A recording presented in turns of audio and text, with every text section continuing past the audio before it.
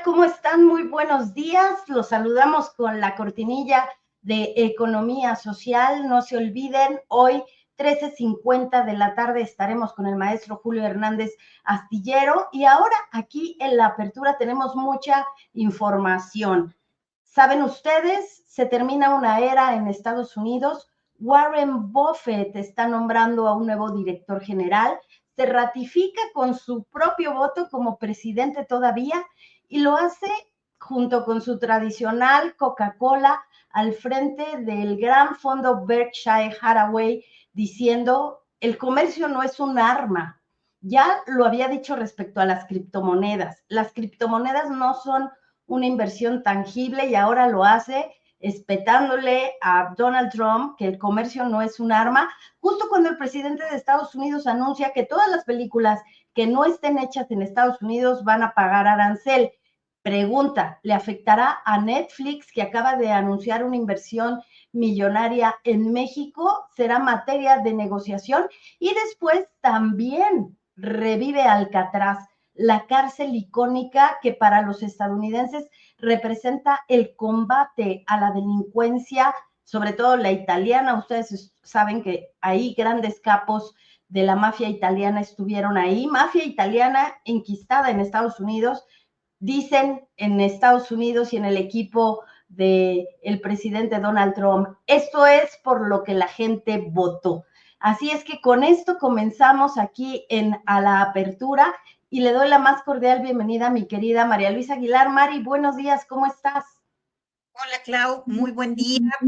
Contenta de iniciar una nueva semana, Clau, con observancia de los datos económicos más relevantes. Fíjate que el día de hoy no abren los mercados de Londres ni de China y por ahí es Londres-China de lo más representativo. Entonces, el presidente Donald Trump hace declaraciones en el Air Force en este vuelo privado que tiene él de su campo de golf hacia la Casa Blanca y la agencia Bloomberg lo tiene como su nota de portada de hoy, diciendo que Trump dice que probablemente esta misma semana pueda llegar a acuerdos comerciales. No dice qué países, pero la agencia destaca pues las últimas conversaciones que han tenido Estados Unidos con China, que tampoco han habido resultados tangibles, Clau, pero pues bueno, eso es lo más relevante en cuanto a la hoja de ruta de Trump, que pues esto es importantísimo. El dólar está débil, está perdiendo 0.41%, el tipo de cambio está relativamente estable en los 19.62, 63, no lejos del nivel que concluyó la semana pasada, Clau.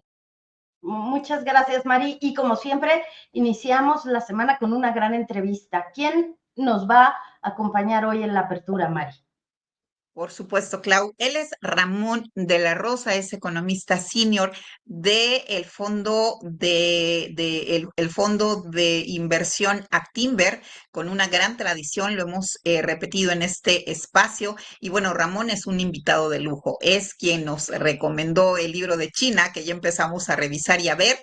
Y bueno, el tema es los impactos en la economía mexicana más sensibles a raíz de la caída del PIB de Estados Unidos y obviamente ver qué sigue hacia adelante. Ramón, Buenos días, Ramón. bienvenido, ¿Qué tal? Buen día a todos. Gracias por invitarme de nueva cuenta. Al bienvenido. contrario, Ramón, al contrario, gracias por estar aquí a la apertura y las preguntas puntuales con María Luisa Aguilar. Adelante, Mari. Qué amable, Ramón. Mira, decíamos un poco la importancia de este dato de 0.30% de retroceso en el PIB de Estados Unidos en el primer trimestre de 2025. Los analistas efectivamente estaban viendo ya una tasa cero o una tasa negativa, pero creo que rebasó la expectativa que tenía el mercado y los analistas, Ramón. Partiendo de esto, de estos datos que ya conocemos, ¿cómo ves tú al interior de esta gran variable que es el producto? Y qué debemos tomar en cuenta por la parte de México? Nosotros que tenemos tanta dependencia y tanta integración con Estados Unidos. en materia comercial. Sí, claro, bien. La semana pasada, como bien decías, María Luisa, salió el dato del PIB de Estados Unidos que cayó menos 0.3% de forma anualizada, que es como lo ve Estados Unidos. Si hacemos la conversión para verlo como lo medimos aquí en México, es menos 0.07.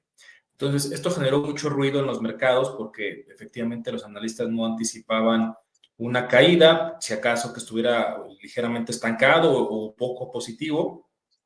Y la sorpresa fue que cayó, ¿no? Entonces, al analizar los datos, uno se da cuenta que todavía no es consecuencia de un efecto directo de los aranceles, es decir, no está sucediendo que se esté cayendo la producción, el consumo o algo por el estilo. Lo que sucede es que en el primer trimestre del año, las importaciones en Estados Unidos crecieron de forma extraordinaria. Entonces, para dimensionar un poquito los números, veamos, el crecimiento trimestral del PIB fue de menos 0.07. El consumo creció 0.44, las exportaciones 0.44, pero las importaciones crecieron 9% trimestre a trimestre. Fue un crecimiento extraordinario. Y para los que no estén como muy familiarizados con el PIB es la medición, ¿no?, de cuánto produce un país. Entonces tienes que sumar todo lo que consume un país, consumo, más exportaciones, más inversión, y luego le restas las importaciones, porque es algo que no estás produciendo tú, lo estás trayendo de fuera. Entonces, al crecer tanto las importaciones, le resta mucho al PIB. Y la pregunta es, pues, ¿por qué sucedió esto? ¿Por qué crecieron tanto las importaciones? Y una respuesta es que las empresas se quisieron adelantar a los aranceles, entonces comenzaron a comprar muchos productos de fuera antes de que Trump anunciara nuevos impuestos por importación, y lo que hicieron fue almacenarlos en inventarios, ¿no? Para estar preparados y tener productos ahí para poder mantener los precios estables, digamos, todavía un par de meses. Por lo tanto, no, todavía no pensamos nosotros que esto sea consecuencia directa de los aranceles que veamos que haya de producción o aumentos de inflación. Esto va a suceder posiblemente por el mes de junio, julio, cuando ya comencemos a ver, ahora sí, en los datos económicos de Estados Unidos, la consecuencia directa de esto, ¿no? Pero esta fue la principal razón, que tuviste muchas importaciones que le restan al PIB y fue lo que hizo esta ligera caída. También por eso los mercados el primer día, cuando sale el dato, se caen casi 1,5%, pero después de que se analizan estos datos y esta información, comienzan otra vez a repuntar de forma sólida, ¿no? Que ya tiene el S&P, creo, 9 sesiones consecutivas al alza. Totalmente, totalmente, Ramón. Es decir, ya viendo a detalle y viendo que esto había sido una anticipación, entonces los mercados lo que están interpretando es una buena jugada de los empresarios, de los comerciantes y de consumidores, y probablemente esto también relajó entonces el ánimo en Wall Street. Exacto. Sí, todavía los consumidores no se ven afectados por más precios, están teniendo empleo, ¿no? Los últimos reportes del mercado laboral sugieren que la tasa de desempleo sigue por ahí del 4%, siguen creando cerca de 180,000 puestos de trabajo cada mes, entonces pues las familias siguen teniendo ingresos, los precios no han aumentado, siguen consumiendo, y eso le dio tranquilidad a los mercados financieros la semana pasada. Totalmente, Ramón. Siguiendo esta línea, Ramón, de el desempeño del PIB del primer trimestre, que es un dato importantísimo y relevante para todo el mundo, especialmente para México, a mí me encantaría preguntarte si el primer trimestre no trajo consecuencias a México. México salió con un PIB positivo, contrario al desempeño que tuvo Estados Unidos, un PIB trimestral positivo, cuando también se veía un crecimiento flat.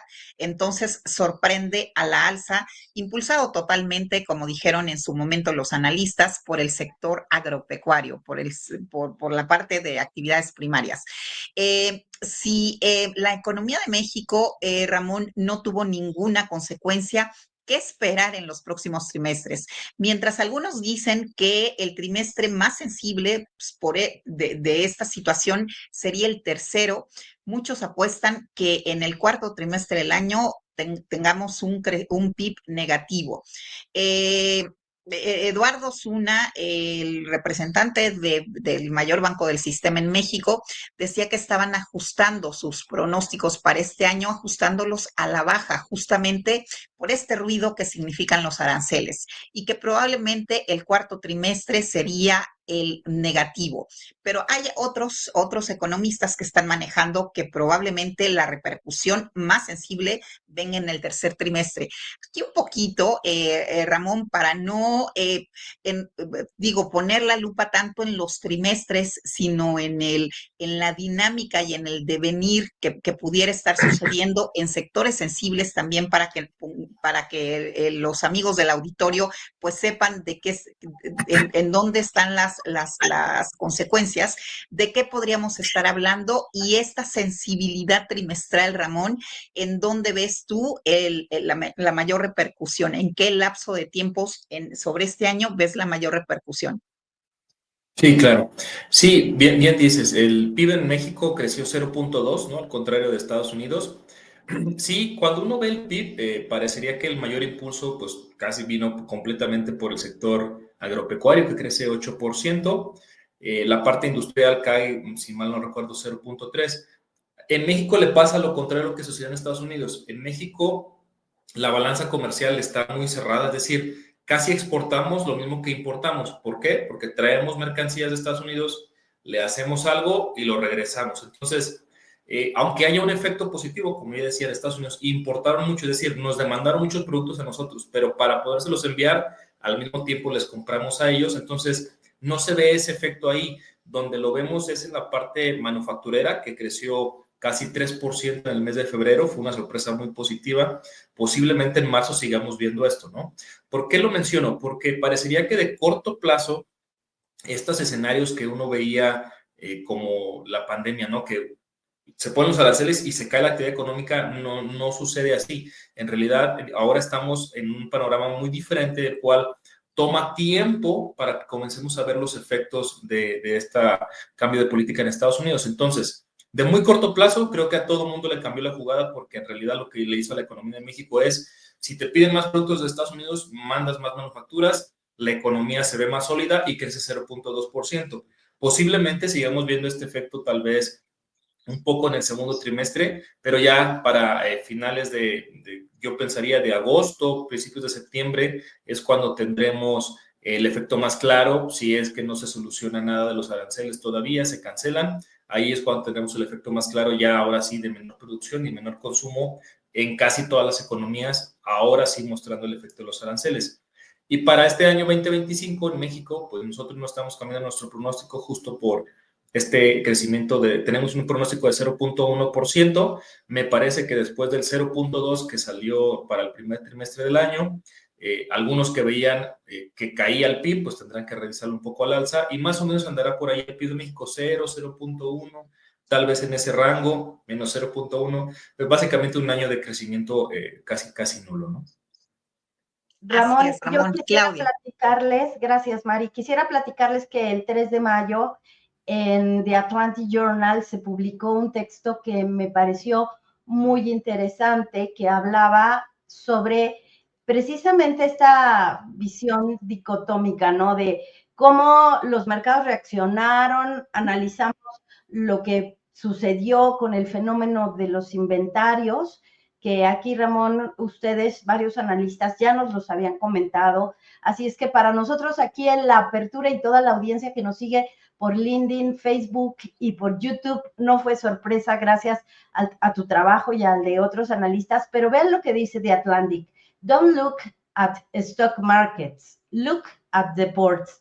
Y este es un texto muy interesante de Julien Guillem que habla de las declaraciones del responsable del puerto de Los Ángeles. Dice, prácticamente no estamos recibiendo carga desde China. Los grandes cargamentos que habíamos tenido de China están detenidos, porque si se habla de guerra, como decía Warren Buffett, bueno, pues evidentemente China sabe cómo hacerlo. Esto nos muestra, me parece que habrá riesgos de inflación. ¿Cómo lo ves tú, Ramón? Sí, efectivamente. Nosotros lo que estamos dando seguimiento es justo a los indicadores de cómo van los costos en los puertos, ¿no? ¿Cuánto te cuesta enviar un transporte desde China hacia Estados Unidos? Si se cae el volumen de la gente que está trayendo productos, pues estos costos te van a incrementar y eventualmente le provocarán un incremento en la inflación. Entonces, para que un poco como la línea del tiempo, como la estamos viendo nosotros, es que primero estaríamos viendo estos efectos en los precios de los contenedores, que esto puede suceder ya a finales de abril, está comenzando a pasar. Es posible que algunas encuestas de los PMIs regionales, estas encuestas son las reservas federales en cada parte de Estados Unidos, le preguntan a los empresarios de esas zonas cómo están viendo su producción, cómo está incrementando sus precios de materias primas, entre muchas otras cosas. Entonces, la semana pasada salió la encuesta de la Fed de Dallas y ya se ve ahí cómo los precios de los insumos comienzan a subir y la producción a caer poco a poco. Una vez que comience a verse esto en más regiones de Estados Unidos, posiblemente se vea reflejado en los indicadores de Estados Unidos a nivel nacional y ahí es ya cuando el mercado comenzará a tener una evaluación más precisa de ello, ¿no? Pero es justo lo que mencionaba ahorita, es un proceso un poco más largo. Lo que pasa es que creo que ya nos quedamos acostumbrados a ciclos muy rápidos durante la pandemia, que se cayó un día, bajaron las tasas, dieron estímulos, sube otra vez los mercados. Es decir, eso fue muy rápido y eso es algo que no se da de forma tan rápida comúnmente. Y creo que ahora el mercado está con esa sensación de, ya están los aranceles, seguramente ya se va a caer la economía y lo sorprende que no se cae tanto. Y luego ya va a bajar la tasa de la Fed y la Fed dice, no, momento, todavía no tengo datos ni siquiera para ver qué está pasando. Entonces, es algo que está sucediendo poco a poco y el mercado se está adaptando a ello. Pero sí, creo que los puertos son fundamentales para ver de qué lado puede venir el impacto. Y algo que a mí me llamó la atención cuando lo estudié cuando estaba la pandemia, si uno ve a Estados Unidos, pues solamente la parte de California es el que tiene el mayor comercio con China, entonces ahí se vería primero esa afectación. La parte del sur de Estados Unidos, Texas, Arizona, tienen mucho más comercio con México, y la parte de la costa este tienen comercio más con Canadá, ¿no? Entonces, es un poco como está dividido Estados Unidos y creo que es interesante saber esto para poder ir midiendo las cosas y comprendiendo más la economía de los Estados Unidos. Y sería súper interesante saber cómo se está comportando, por ejemplo, Colima, cómo se están comportando los puertos mexicanos que tienen actividad como para puentear producción a Estados Unidos, ¿no, Ramón? Sí, eso va a ser muy, muy relevante. Hasta el momento no he visto tampoco ninguna afectación en esos datos, pero evidentemente está esta idea, ¿no? De que China usa a otros países, no solo México, sino muchos más, Europa, países del este asiático, para enviar productos a través de ahí. Entonces hay que poner monitoreo en esa parte para ver qué está sucediendo. Yo quería preguntarte, Ramón, sobre lo que aprendimos en esta primera fase de la deriva autoritaria y arancelaria de Donald Trump. Dice Warren Buffett, no, el comercio no puede ni debe ser una guerra, porque, bueno, el fondo Berkshire creo que invierte en cosas como muy tangibles, ¿no? En Coca-Cola, en bienes de consumo. ¿Qué lección le deja al mercado de valores? ¿Cómo interpretar estos nuevos tiempos? Porque también el señor Mira, el asesor de Donald Trump, que apostaba porque iba a intervenir el rumbo de la economía con impactos, shocks cambiarios, shocks arancelarios, y de repente el mercado le dijo, funciona muy bien, no puedes hacer esto. O sea, realmente aprendimos, Ramón, tú como estratega de un fondo tan importante como Actinver, que está buscando las oportunidades. ¿Cómo lo ves? ¿Aprendimos algo en esta etapa? Sí, creo que lo que hemos aprendido es que la nueva administración de Trump tiene la piel un poco más gruesa, ¿no? Ya no le hace tanto caso al mercado como fue la primera administración en el 2016. Es decir, si toman acciones y caen los mercados, ya no reaccionan tan rápidamente. Creo que algo muy importante es anotar es que el mercado de capitales, es decir, donde están las acciones de las bolsas, reaccionan mucho más a las noticias que el mercado de deuda.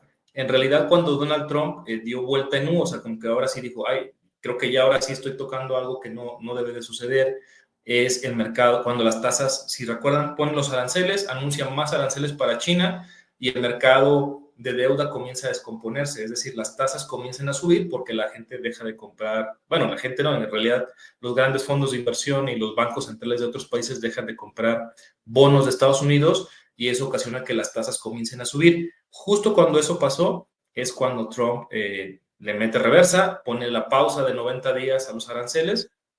Entonces, me parece que algo que hemos aprendido es que si se tocan las finanzas públicas de Estados Unidos, se le complica emitir deuda y colocarla en el resto del mundo, es algo que sí le duele a la nueva administración de Trump. Entonces, si caen las bolsas, no les afecta mucho, pero si vemos turbulencia en el mercado de deuda, ahí sí les importa y posiblemente anuncien cambios en su estrategia, ¿no? Entonces, de momento lo que hemos visto es que solo el mercado de capitales es el que ha reaccionado, no tanto el mercado de deuda, y por eso siguen adelante con estos planes, ¿no? Pero creo que yo es el indicador a monitorear si se da más volatilidad en ese mercado o no. Es algo que hemos aprendido de la parte de los mercados. Muchas gracias, Mari.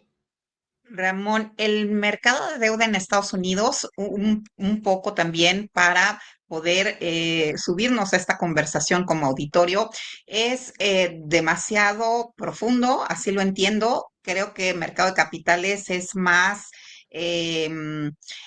rápido en reacción, efectivamente, pero también como en operación. Eso entendí un poco de lo que nos decía Luis González la semana pasada, la semana anterior. Y a mí me gustaría que nos digas entonces cómo estás viendo el mercado de bonos en Estados Unidos, qué es lo que sigue hacia adelante y por qué también están diciendo, el mercado está entendiendo que ellos se alinean más o ven más la lectura que está haciendo la Reserva Federal y dejan un poco la narrativa o las declaraciones diarias de Trump. Sí, exacto. El mercado de deuda, para ponerlo así como en palabras más sencillas, ¿no? Es todos los países, la mayoría de los países no tienen los recursos para fondear todas sus operaciones el día de hoy. Entonces lo que hacen es colocar deuda, emiten bonos y la gente, los países, los bancos lo compran. Entonces, en Estados Unidos es el mercado de deuda más importante del mundo, no solo por el tamaño del país, sino porque el dólar es la moneda de reserva, ¿no? Entonces, bancos centrales como el europeo o el mexicano compran los bonos de Estados Unidos para tenerlos y tener un activo seguro.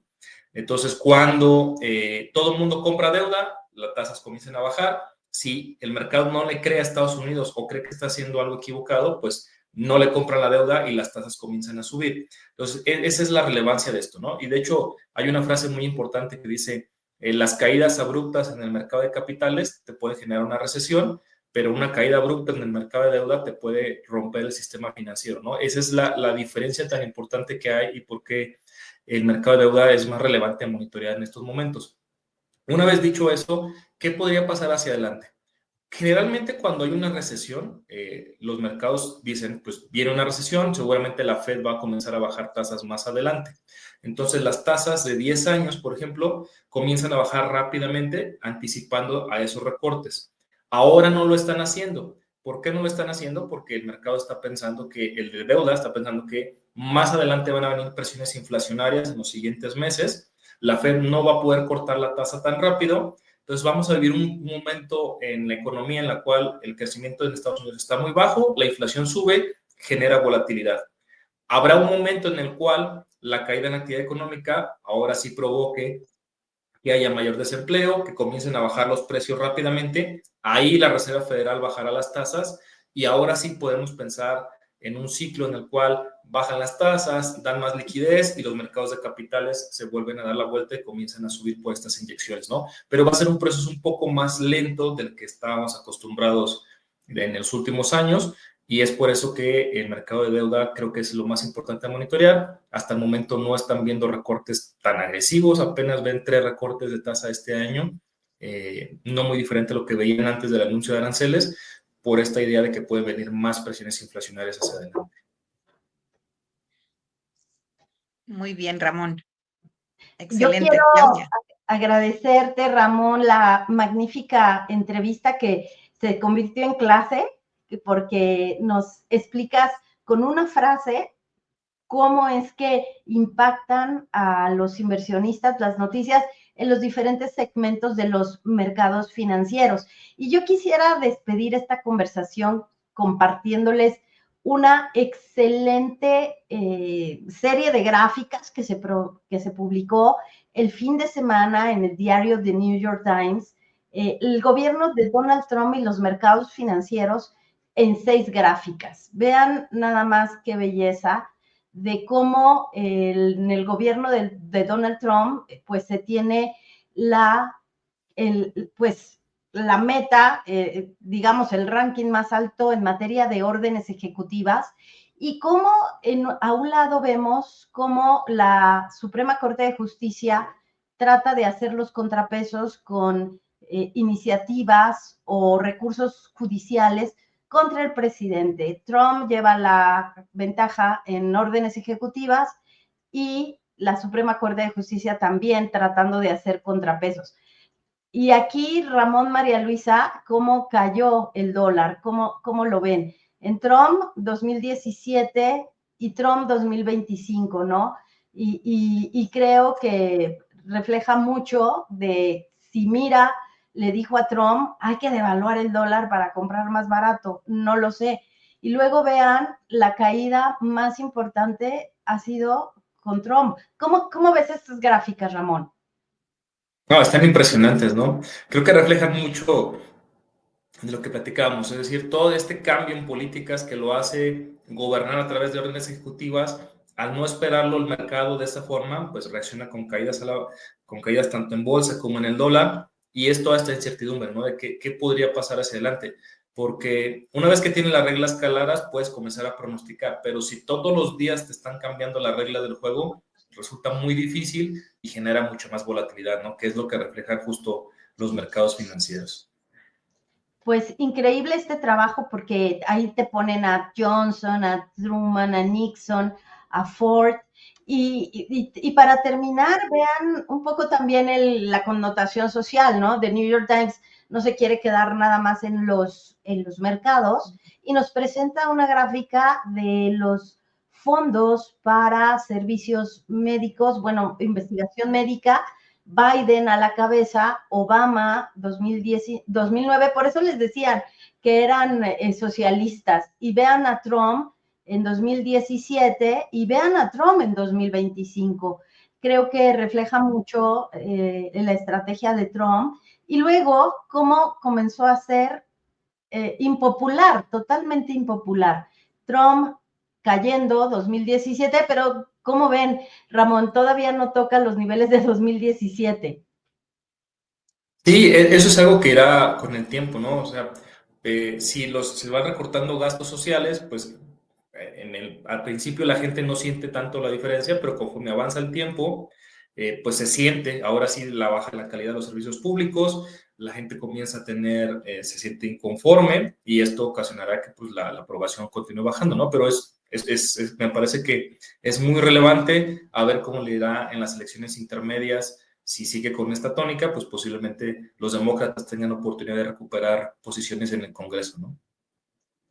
Vean ustedes, amigos, la diferencia de la mirada de un analista a la mirada de un periodista. Ramón inmediatamente cruzó la parte social con la parte de la popularidad, y esa era la intención de The New York Times. Así que ha sido un lujo, querido Ramón, que nos acompañes en la lectura de esta gráfica que a mí me impresionó, esta serie de gráficas.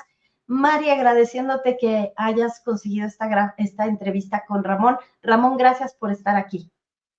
Al contrario, un placer, muchas gracias por la invitación y aquí estamos, cuando nos inviten, con gusto aquí estaremos. Muchas gracias, querido Ramón. Gracias, Ramón. Un comentario final, Ramón, si gustas hacer algún comentario de cierre de tu intervención. Sí, pues tal vez solo pues mencionar, ¿no? Que esta semana y la que sigue es muy relevante en los mercados. Vienen decisiones de política monetaria. El miércoles, si mal no recuerdo, es la Reserva Federal y luego la siguiente semana será Banco de México.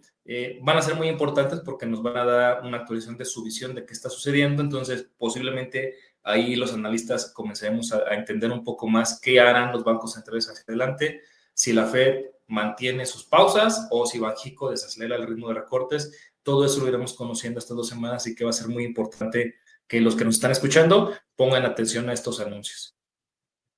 Cierto. Gracias, Ramón, por no olvidar esos datos tan importantes. Nos vemos pronto. Gracias.